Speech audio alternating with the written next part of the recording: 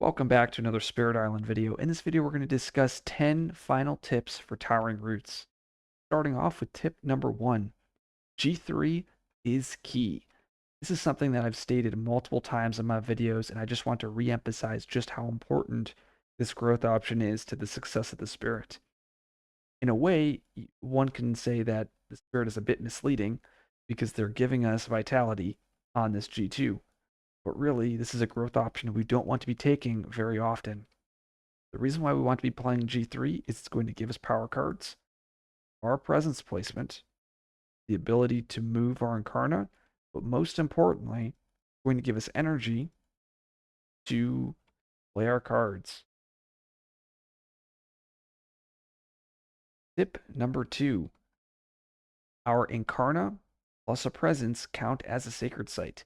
And this is something that I have not discussed in any of my videos, but it's a common question that I keep seeing on the forums, on Reddit, on the Discord. And I think the reason why we keep getting this question is because Roots is the only spirit that really like this matters the most. But the Incarna plus a presence count as a sacred site. And that's going to be very important for both our left and our right innates. Tip number 3. You can use this left innate to gather invaders out of the Incarna.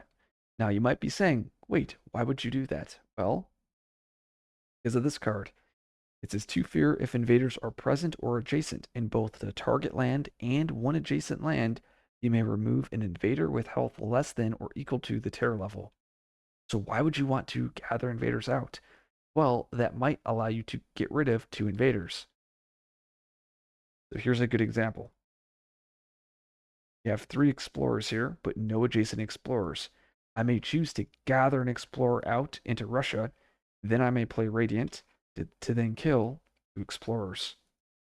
Now, something that comes up fairly frequently is if I'm playing Scotland and it looks like this, I may use my left innate to gather a city out. Then let's say I use my right innate maxed out, removing the 2 towns in the city. And then now I time pass. I then play Radiant here. And let's say I'm terror level 3. It allows me to remove both cities. So by me gathering my city out of my Incarna land, I was able to take out another city with Radiant. So a cool little tactic that you can. Tip number 4. The +1 range from your special rule is key. Think about major and minor drafts. So every draft that you get, every minor you see, I want you to consider how that extra range is going to affect the usage of that card. And it's really going to be noticeable for cards that are zero range, like Carapace Land, where this defend 0 now becomes defend 1 from the Incarna. Another good example would be Quicken the Earth Struggle, where this defend 10 is now 1 range, which like the biggest weakness to this card is it's super restricted, but now we get +1 range on it. Tip number 5. Stuff cannot die at the Incarna. Dahan can counterattack if the Incarna is removed, destroyed, and the Incarna protects beasts specifically against Russia. And all of this is just that special rule that I'm re-emphasizing, and I talked about 3 little points there. So remember, invaders cannot die, they cannot be destroyed at the Incarna. They can be removed, they can be replaced, they cannot be destroyed.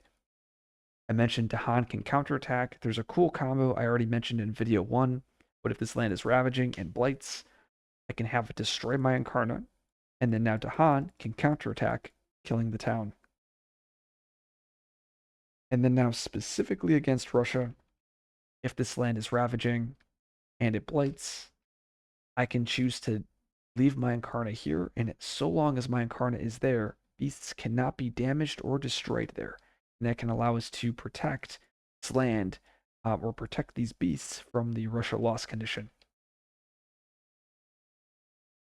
Tip number 6. You can move the Incarna instead of placing presence. I call this anti-growing. And this is something I mentioned in video 1, but whenever you choose a presence placement option, Doesn't matter what spirit you are, you're always able to move presence that you have on the board. And since our Incarna counts as a presence, we're able to move that presence. Of course, this would be instead of choosing the growth option, or instead of placing presence for the growth option. So an example would be I can G2, moving my Incarna one range, instead of placing the presence for my tracks. And this may allow you to do some cool tactics like placing vitality in adjacent lands or reclaiming and moving the Incarna. You can do a lot of cool things with this. Tip number 7, you can use other players' presence to increase your defense via Entwine the Fates of All. Don't forget you can use Resilient Power to restore destroyed presence to further increase your defend. And this is talking about both of our power cards here. Once again, Entwine the Fates of All is counting all spirits' presence in the land. And you can use Boon of Resilient Power to restore destroyed presence. And you can bring that destroyed presence into the land that you planned on defending in a later turn. A really cool interaction between two of your uniques. Tip number 8. Sometimes you might want to leave invaders in the Incarna. This could be important for Russia 6, England 6, or HME 6. Now, what do I mean by that? So, if my Incarna, let's say, is here on the sands, and I'm playing against Russia, I might use this right innate, but remove towns and leave explorers. And maybe the reason is because I want to Russia 6 in that land. An example could be England, where this might be the land I might have lands that look like this. Downtown city, and I might be able to use my right innate in that land. Problem is, if I do, well, now H6 is going to be the land with the most amount of buildings.